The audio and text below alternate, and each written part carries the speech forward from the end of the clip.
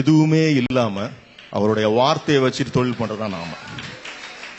Try பண்ணி பாருங்க, உங்க லைஃப்ல ட்ரை பண்ணி பாருங்க. உங்கள் விசுவாசத்தை கிரியைகளால் செயல்படுத்தி பாருங்க. அப்பதான் அவர் உங்களை ஆசீர்வதிப்பார். நான் நல்லா விசுவாசத்தை பத்தி படிச்சுட்டு திருப்பி வெளியில போறப்ப என்னத்தப்போ எங்க வர மாட்டேங்க இப்படின்னா முடிஞ்சு போச்சு. பிசாசு ஏறி உட்காந்துப்பான் உள்ளார. தைரியமாக இறங்கி பாருங்கள். என் தேவன் உங்க கூட இருக்கிற தெரியும் உங்களுக்கு. 1.5 லட்சம் ரூபாய் எடுத்துட்டு கிளம்புறேன். 16ஆம் தேதி செப்டம்பர் 16 உளுந்தூர்பேட்டை டோல்கேட்டு. நல்ல நைட்லாம் ரெக்கார்டிங்ல இருந்ததுனால நான் தூங்கிட்டேன். டிரைவர் ஓட்டுறாரு. டோல்கேட்டு டோக்கன் போட்டு கிளம்புறோம். ஒரு எட்ஜில் ஒரு பயங்கர சத்தம் கேக்குது எனக்கு. என்னடா நான் கத்துற மாதிரி பயங்கரமான ஸ்கிரீம். திரும்பி பார்த்தா என் டிரைவர் பிரேக்ல காலை வச்சுட்டு அப்படி கத்திட்டு இருக்கான். எய்தாப்ல பார்த்தா ரெகுலரா அந்த இடத்துல உளுந்தூர்பேட்டை அந்த ஜங்ஷன் ஒன்று ஆக்சிடென்ட் நடக்கிற இடம்.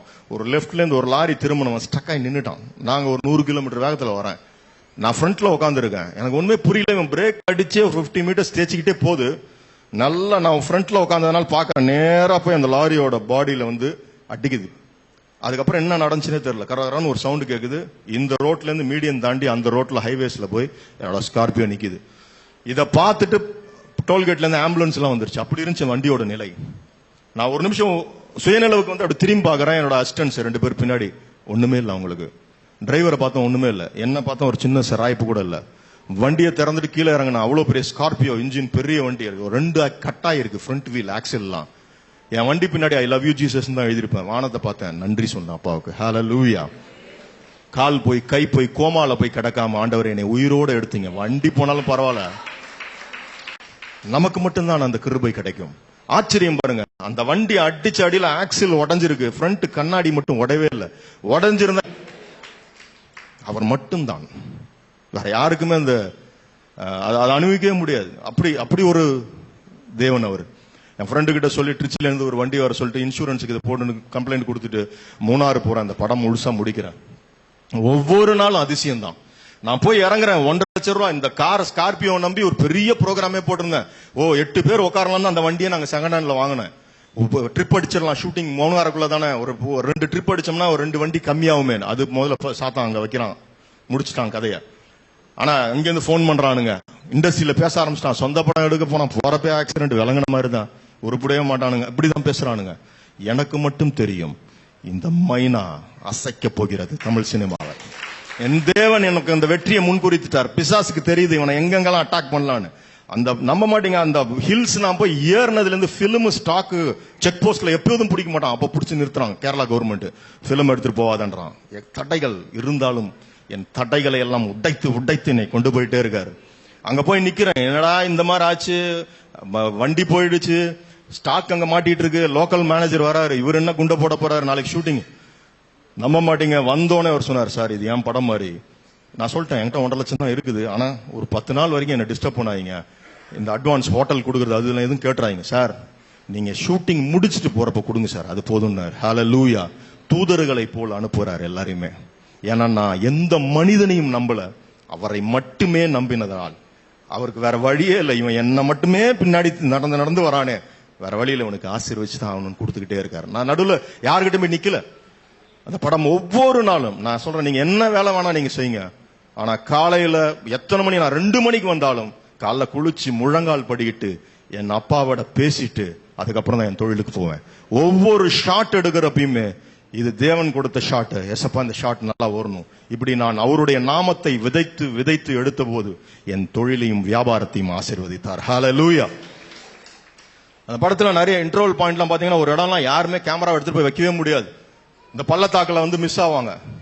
நான் ஒரு இடத்துல நான் லொகேஷன் பார்க்க போனப்ப அவ்வளவு அழகா அந்த கிரீன் வேலிஸ் இருந்துச்சு. ஆனா கிட்ட வர அந்த ஷூட்டிங் அன்னைக்கு பாத்தீங்கன்னா ஃபுல்லா கிளவுடி ஆகி மூடி நிக்குது. ஆண்டவரே இந்த ஷாட்டுக்காக இங்க இறங்கி வந்துட்டோமே.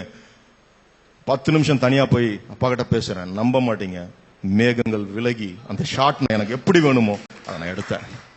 அவருக்கு நான் ஒரே ஒரு விஷயம் தான், அவருக்கு நாம் கொடுக்க போவது ஒன்றே ஒன்று, உண்மையும் உத்தமமா அந்த இடத்துல நிக்கணும். அவர் பார்த்துக்கிட்டு இருக்காரு நான் பேசுறத. அவ்வளோ அசுத்தம் நிறைந்த ஒரு உலகத்துல நம்ம அவருக்காக இறுக்கி அவருக்கு பயந்து அவர் வழிகளில் நடக்கும் போது என்னை பாக்கியவானாக அங்க நிறுத்துகிறார். ஹல்லேலூயா.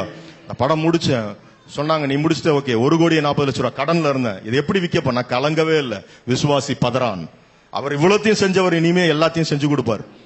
இந்த படத்தோட முதல் காப்பி எடுத்தேன். ஃபர்ஸ்ட் காப்பி எடுத்தோன்னே விஜய் டிவி தான் அதை வாங்கினாங்க. வித்துட்டேன், சேட்டலைட் ரைட்ஸ் வித்தேன். இது எப்படி வியாபாரம் பண்ண போறோம்? யாருமே இல்ல, நான் புதுசு, நடிகர் புதுசு, எல்லாருமே புதுசு. ஒரு நாள் போன் அழைப்பு வருது. ரெட் ஜெயிண்ட் மூவிஸ் அன்னைக்கு இண்டஸ்ட்ரியில் அவங்க தான் பெரிய ராஜா.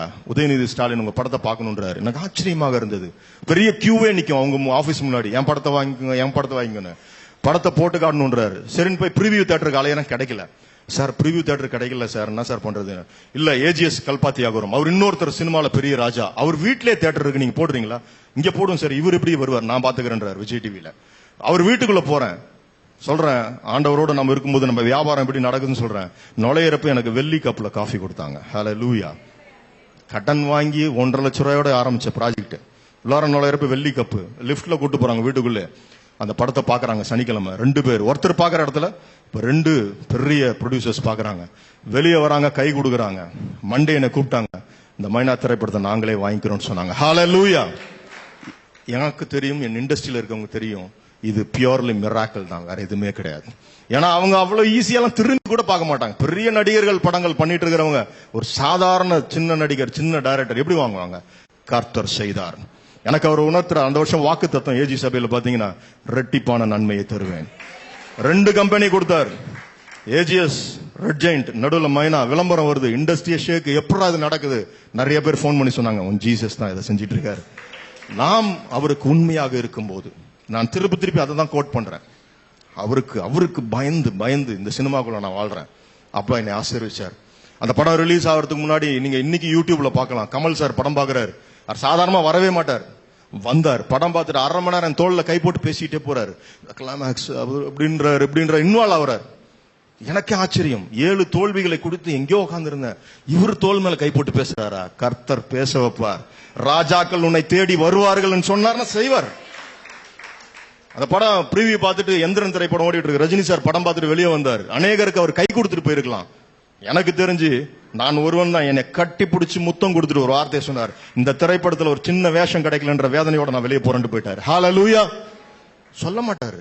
உடனே சொல்றாங்க, சார் இந்த வார்த்தையை விளம்பரமா போடுங்க. வேண்டாம், அவர் ஆத்மால இருந்து சொன்ன வார்த்தை, அதை வியாபாரப்படுத்த வேண்டாம். 10 நிமிஷத்துல அவர் போன் பண்றாரு, நான் சொன்னதை விளம்பரமா போடுங்கன்னார். ஹல்லேலூயா. போஸ்டர்ஸா ஒட்டணும். ஒரு சரியான திராவிட திரைப்படம்ன்ற வார்த்தை அவரிடம் வந்து, அவர் சொல்ல என் ஏசப்பா செய்வார். மகனை உயர்த்தணும், உங்கள யாரையாவது அவர் உயர்த்தணும் முடிவு பண்ணிட்டாருன்னா, மனுஷங்களை மாதிரிலாம் வந்து ஹெல்ப் பண்ண மாட்டாரு. அவரோட லெவலே வேற. அதை நான் அனுபவிச்சிருக்கேன். நேர்த்தியா எங்க கொண்டு போய் வைக்கணுமோ அழகா வைப்பார். அந்த படம் ரிலீஸ் ஆச்சு. உன் பெயரை பெருமைப்படுத்துவேன்ற வாக்கு தத்துவம் தான் எனக்கு கிடைச்சிச்சுன்னா, மைனா ஷூட்டிங் போறதுக்கு முன்னாடி பிரதர் மோகன் சிலாசரஸ் சொல்றாரு, ஆண்டவர் சொல்ற வார்த்தை, என்கிட்ட காசு இல்லை, அவர் சொன்ன வார்த்தை தான், கர்த்தர் சொன்ன வார்த்தை, உன் பெயரை பெருமைப்படுத்துவேன், உன்னை ஆசீர்வதிக்கவே ஆசீர்வதித்து உன்னை பெருகவே பெருக பண்ணுவேன். அடுத்த வருடம் 2011 ஆனந்த விகடனை பிரட்டி பார்க்கிறேன். ஃபர்ஸ்ட் பேஜ்ல ஃபர்ஸ்ட் போட்டோ என் போட்டோ பெஸ்ட் டைரக்டரா செலக்ட் பண்ணியிருந்தாங்க அந்த வருஷத்துக்கு. ஹல்லேலூயா. அந்த வருடம் 124 நாடுகள் பங்கேற்ற உலக திரைப்பட விழாவில் மைனாவுக்காக சிறந்த இயக்குனராக என்னை தேர்ந்தெடுத்தாங்க. இந்தியால இருந்து 2 படம் தான் வந்து இன்டர்நேஷனல் ஃபெஸ்டிவல் துபாய்க்கு போச்சு. ஒரு மலையாள படம் ஒண்ணு மைனா தமிழ்ல இருந்து போச்சு. உள்ளார அந்த ரெட் கார்பெட்ல நடந்து போயிட்டே இருக்கேன், மைனான் போட்டு இந்தியான்னு போட்டுட்டாங்க. ஹல்லேலூயா. எங்கேயோ கடந்தேன், தோல்வியில, கஷ்டத்துல, 7 ரூபாய் கூட வழி இல்லாம என் வாழ்க்கை. என் அப்பாவை நான் பிடிச்சு உண்மையா நடக்க ஆரம்பிச்சேன். சொன்னபடி என்னை உயர்த்த ஆரம்பித்தார். வாழ்க்கை மாறியது. அந்த படம் ரிலீஸ்க்கு அப்புறம் அதோட வசூல் சாதனை வேற. 2,40,00,000 எடுத்த படம் 14 கோடி ரூபாய் கலெக்ட் பண்ணுச்சு. ஹல்லேலூயா. அடுத்து இந்த படத்துக்கு அப்புறம் கும்கி வந்து இன்னும் அதிசயங்கள். ஒரு யானையை வச்சுட்டு 100 நாள் வேலை செய்யற சாதாரண விஷயம் இல்ல. படத்தோட கிளைமேக்ஸ் மட்டும் சொல்றேன். ஒரு 7 நாள் நான் முடிக்கணும். முல்லை பெரியார் பிரச்சனை நடந்துட்டு இருக்கு.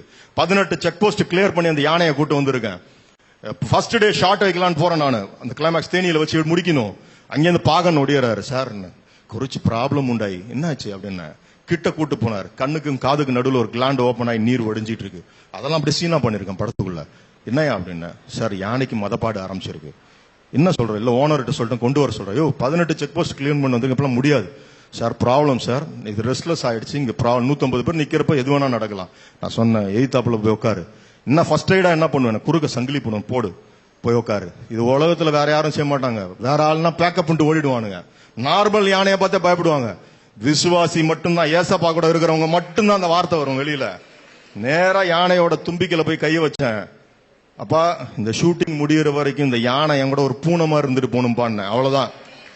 நம்ப மாட்டீங்க, 7 நாள் 14 நாள் மதம் பிடித்த யானையோடு ஹோல் யூனிட்டோட வேலை செஞ்சு நான் அனுப்பிச்சு வச்சேன். நான் அனுப்பிச்சு வைக்கல, என் தேவன் அனுப்பி வைத்தார். பிரச்சனை உங்களுக்கு யானை மாதிரி இல்ல, டைனோசர் மாதிரி வந்தாலும் பயப்படாதீங்க. அவருக்கு அது லேசான காரியம். எடுத்து வைக்கிறது தான் உங்க வேலை. இது எல்லாமே இருக்குது. இது செக் புக் மாதிரி. நமக்கு பேங்க் அங்க இருக்குது. நீங்க ஆனா எழுதி அதை போடணும். நிறைய பேர் போடுறது இல்ல. நான் எல்லா நேரத்திலையும் அவரை தொந்தரவு பண்ணிக்கிட்டே இருப்பேன். அவர்கிட்ட வெறும் சண்டே மட்டும் நான் தொந்தரவு பண்றது கிடையாது. ஒரு நாளைக்கு எத்தனை முறை ஐ லவ் யூ ஜீசஸ் நான் சொல்லுவேன்னு எனக்கு தெரியாது. என் வண்டி பின்னாடி ஐ லவ் யூ ஜீசஸ் தான் எழுதியிருக்கேன். எனக்கு அவர் இல்லாம என் வாழ்க்கையே கிடையாது. இதுதான் உண்மை. அவர் சொன்னதை செய்கின்ற தேவன். பொய் உரைகிறதுக்கு அவர் மனுஷன் கிடையாது. செய்தார். இந்த படமும் வெற்றி அடைஞ்சிச்சு. இன்னைக்கு வரைக்கும் எனக்கு கிட்டத்தட்ட 4 இன்டர்நேஷனல் அவார்ட்ஸ் அந்த படத்துக்கு நான் வாங்கிட்டேன். கர்த்தர் உயர்த்தி கொண்டே போறார். நான் 7 ரூபா வழி இல்லாம இருந்தேன். பிள்ளைக்கு பால் கொடுக்க வழி இல்லாம இருந்தேன். 8 மாசம் வாடகை கொடுக்கல, வீட்டை விட்டு என்ன துரத்துனாங்க. 2,40,00,000 ஒரு வீடு வாங்கியிருக்கேன். ஹல்லேலூயா. நான் வாங்கல, அதுவும் அதிசயம் தான். இதை எப்படி கட்ட போறேன்னு யோசிக்கிறப்ப அங்கிருந்து பேங்க் வரான், ஒருத்தர் வராரு, ஒருத்தர் 4வது படத்துக்கு அட்வான்ஸ் கொடுக்குறாரு. கதவை தட்டி வீட்டுல அவர் செய்வார். அவர்கிட்ட நீங்க அவரை மட்டும் நம்புனீங்கன்னா அதை செய்வார். அவரையும் நம்பிட்டு வெளியில போய் அப்புறம் கன்சாமிட்ட கையை நீட்டீங்கன்னா முடிஞ்சு போச்சு. அவர்கிட்ட மட்டுமே நீங்க பார்த்துட்டு இருந்தீங்கன்னா அவர் செய்வார். என்னை இன்னும் இன்னைக்கு தமிழ் இண்டஸ்ட்ரியில டாப் 5 டைரக்டர்ஸ்ல என்னை கொண்டு போய் ஆண்டவர் வச்சிருக்கார். 7 தோல்விகளில் கடைக்கோடிகள் எங்கேயோ கடந்த என்னை இன்னைக்கு என்னோட சம்பளம் அவங்க நிர்ணயிக்க முடியாது, நானும் நிர்ணயிக்க முடியாது. டிஸ்ட்ரிபியூட்டர்ஸ், தியேட்டர் ஓனர்ஸ் உயர்த்துற அளவுக்கு என்னை என்னோட சம்பளத்தை உயர்த்தி ஆண்டவர் வச்சிருக்கார். இன்னைக்கு நான் தீர்க்கமா சொல்றேங்க, 3 விஷயம் நான் சொன்ன மாதிரி. எந்த தருணத்திலையும் முறுமுறுக்காதீங்க. இவர்தான் தேவன் தெரிஞ்சதுக்கு அப்புறம் எதுக்கு டவுட்? பிரச்சனைகள் வரதான் செய்யும். தற்கொலை அளவுக்கு எங்களுக்கு சிந்தனை எல்லாம் வந்துச்சு, இருக்கதான் செய்யும். அசிங்கங்களும் அவமானங்களும் வரதான் செய்யும். ஆனா இந்த சமயத்தில் கர்த்தரை நீங்கள் மனரம்யமாக பிடித்து கொண்டால் அவர் உங்களை கைவிடவே மாட்டார். அந்த டைம் நான் எனக்கு உணர்த்தினது ஆவியானவர். என்ன இவ்வளவு தூரம் நம்ம ஆண்டவருக்குள்ள இருக்கும், இவ்வளவு கஷ்டமான தங்கம் சேரில் தான் கிடக்கும். அதுல இருந்து தேடி எடுத்து அதுக்கப்புறம் தான் கழுவுவாங்க, அதுக்கப்புறம் தான் நெருப்புக்குள்ள கொடுப்பாங்க, அதுக்கப்புறம் உருக்குவாங்க, அதுக்கப்புறம் தான் ஜொலிக்க ஆரம்பிக்கும். இந்த ப்ராசஸ் நம்ம வாழ்க்கையில நடக்குது. அது மட்டும் உணர்த்தினார். முறுமுறுக்கவே இல்லை. 2வது பாயிண்ட், வைராக்கியம். கர்த்தருக்காக வைராக்கியம். எந்த இடத்துல இருக்கிறீங்களோ அங்க வைராக்கியமா இருங்க. விட்டு கொடுக்காதீங்க, மறுதளிக்கவே கூடாது. நம்மள மறுதளிச்சுவார். இந்த சினிமா அவ்வளவு சடங்கு சம்பிரதாயங்கள் இருக்கிற இடத்துல அவருக்காக நான் வைராக்கியமா நிப்பேன். கடைசி வரைக்கும் என்னை உயர்த்தி கொண்டே போவார். அவரை எந்த தருணத்திலையும் அந்த வைராக்கியம் நமக்கு வேணும். அதேதான் எதை செய்தாலும் 3வது அவரோட நாமத்தை வச்சு செய்யுங்க. அவ்வளவுதான், வேற எதுவுமே கிடையாது. ஒரு கலெக்டர் இவங்க ரெக்கமெண்டேஷன்ஸ் எல்லாம் கிடையாது. ஏசப்பா எந்த வேலை செஞ்சாலும் நீங்க பாத்துங்கன்னு சொல்லிட்டு வைங்க. நேத்து வரைக்கும் நான் ரட்சிக்கப்படுவதற்கு முன்னாடி அந்த சாமி இந்த சாமிக்கு அந்த சாமி மாதிரி இயேசு சாமி ஒரு சாமி அப்படின்னு தான் நான் இருந்தேன். ஆனா இன்னைக்கு நான் தீர்க்கமா சொல்றேன், இயேசு மட்டும்தான் சாமி.